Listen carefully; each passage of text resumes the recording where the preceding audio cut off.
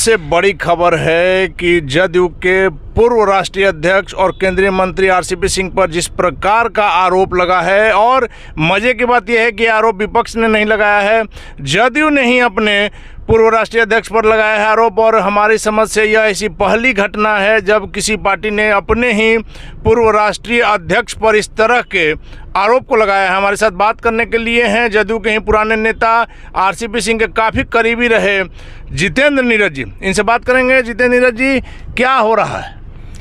देखिए अनिल जी, आपने जो कहा कि इस देश की पहली पार्टी है जिसने अपने ही पूर्व राष्ट्रीय अध्यक्ष पर इस तरह से हमला किया, तो सिर्फ इतना ही नहीं है, इस देश की एकमात्र ये पार्टी है जिसने इस तरह का घटिया आरोप ही नहीं लगाया।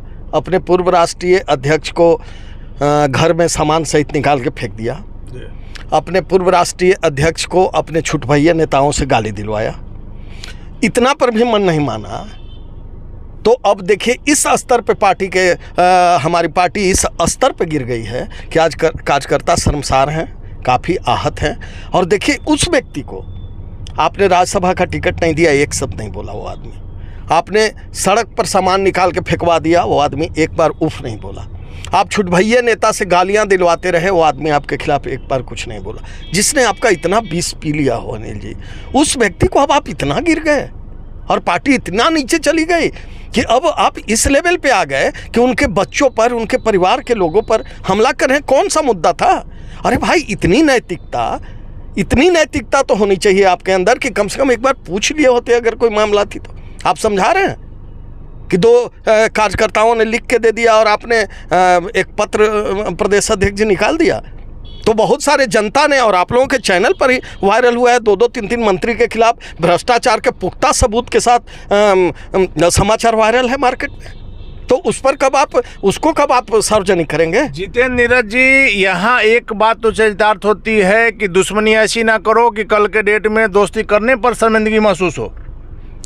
अरे दोस्त हैं, ऐसे दोस्त से तो दुश्मन अच्छे जो जलकर भी नाम लेते हैं, और ऐसे फूल से कांटे अच्छे जो दामन को थाम लेते हैं। लेकिन जितेंद्र नीरज जी, इससे पहले जब भी हमारी आपसे बात हुई, आप हमेशा कहते आए हैं कि पार्टी में सब चीज़ ठीक है, संगठन का काम देखेंगे, राष्ट्रीय अध्यक्ष जोड़ा चुके हैं आरसीपी बाबू, लेकिन अब तो लग रहा है कि आरसीपी सिंह के लिए जदयू का गेट भी नहीं। देखिए दुर्भाग्य यही है अनिल जी, दुर्भाग्य ये है कि एक ऐसी पार्टी, अपने ही पार्टी के एक ऐसे नेता पर जिसका कद बढ़ रहा था, जिसकी स्वीकार्यता बढ़ रही थी, जिसका आकर्षण बढ़ रहा था, जिसका नेतृत्व उभर रहा था, अपने ही पार्टी के नेता पर इस तरह का आरोप लगा करके, और अपने ही पार्टी में ही तो कालिदास को भी लोग फेल कर दिया। लेकिन अब एक चीज़ तो आपको मानना होगा आप जितेंद्र नीरज जी कि मुख्यमंत्री नीतीश कुमार की निगाहें आरसीपी सिंह के लिए टेढ़ी हो चुकी हैं, और निश्चित तौर पर अब ये मानना होगा कि मुख्यमंत्री के जो प्रवक्ता अभी तक कहते आ रहे थे जदयू के कि मुख्यमंत्री की कृपा से आरसीपी बाबू इस जगह तक पहुंचे हैं, आज मुख्यमंत्री ने अपनी दृष्टि इन पर हटा ली है, जिसके कारण इनकी ये गति हो गई। दृष्टि हटाना इसको नहीं बोलते हैं, तो कुदृष्टि देना हो गया ना। दृष्टि हटाना तो और बात है कि आपने राज्यसभा नहीं भेजा, पार्टी का निर्णय था, भाई ठीक था, ये तो कुदृष्टि हुआ, ये तो टारगेट करके हमला करना होगा ना। आप बताएं ना कि क्या मिला, क्या आपने आरोप लगाया, किस जमीन की बात आप कर रहे हैं? लेकिन सारे जमीनों का साक्ष्य है, कागज है, उसका कागज है, तो किसके दावे के साथ कह रहा हूँ, कोई 1 कट्ठा जमीन भी अगर आरसीपी सिंह के नाम से निकल जाए, लेकिन तो जो परिवार का नाम के भाई, आपके परिवार में अगर 2-3 मेंबर हैं, सभी कमाने वाले हैं, सभी स्वावलंबी हैं, तो क्या उनको राइट नहीं है कि वो पैसा निवेश करें और जमीन खरीदें? नहीं, हमको एक चीज़ आप बताइए, इस देश में जमीन बेचना, जमीन खरीदना अपराध है? अगर नहीं है तो आपको ये देखना होगा कि जिस पैसे से हम जमीन या किसी चीज़ की खरीदारी कर रहे हैं, उस लेन देन का हिसाब हमने इनकम टैक्स को दिया है कि नहीं, तो आप उठा कर देखिए। ये सही बात है, ये तो जांच का विषय है। लेकिन जितेंद्र नीरज जी, 9 साल में 58 प्लॉट करीब, ये इतना पैसा कहाँ से है? अरे उसका रेट आप जानिए ना, 9,000 रुपये उसका आप पता कर लीजिए।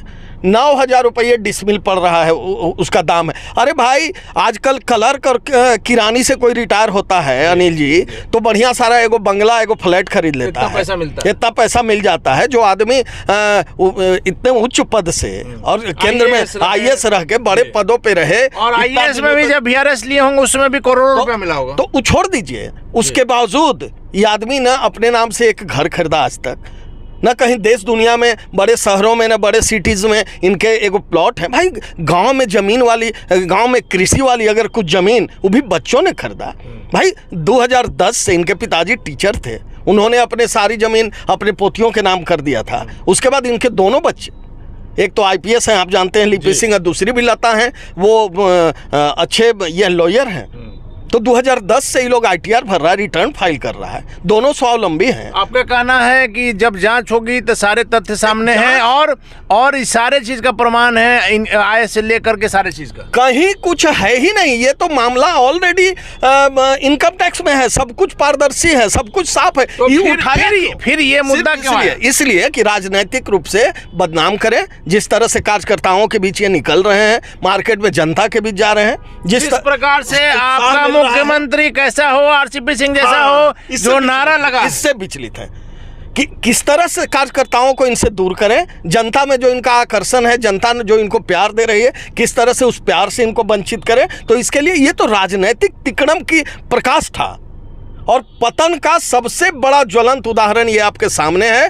और इसको दुखद नहीं, इसको शर्मनाक कहा जाएगा। तो आपका कहना है कि जदयू नेतृत्व को कहीं ना कहीं भय हो गया कि RCP सिंह लोकप्रियता के मामला में हमसे आगे निकल जाएंगे, इसलिए इनके पर को कुतर दिया। तो ये तो अच्छी बात थी ना पार्टी के लिए कि एक नेतृत्व उभर के पार्टी को और मजबूत कर रहा था। लेकिन ये जो हीन भावना से ग्रसित लोग हैं, जो पार्टी को पॉकेट की डिक्शनरी बनाना चाहते हैं, वैसे लोगों को मैं कहना चाहूँगा आपके माध्यम से कि आपके रोक देने से और इस साजिश और षड्यंत्र से जो पुरुषार्थी लोग होते हैं रुकते नहीं हैं, और सत्य को आप बाधित कर सकते हो, पराजित नहीं कर सकते। चलिए आखिरी सवाल है जितेंद्र नीरज जी कि जिस प्रकार से भी ये बातें सामने आई है, अगर RCP सिंह दोषी हैं तो जदयू के शीर्ष नेतृत्व यहाँ तक कि मुख्यमंत्री भी दोषी हो सकते हैं, क्योंकि जब लगातार इतने सालों तक RCP सिंह मुख्यमंत्री के इतने करीबी रहे, तो आज इस बात की क्यों मुख्यमंत्री की बात आप भाई, आपके कैबिनेट के और आपके नवरत्न मंत्रियों में से 2-3 मंत्री के खिलाफ भ्रष्टाचार के पुख्ता सबूत मार्केट में वायरल हैं, चैनलों पर चल रहे हैं, सबूत प्रेस कॉन्फ्रेंस करके दिए जा रहे हैं। जमीन का ही मामला है आप ही के क्षेत्र के मंत्री के ऊपर।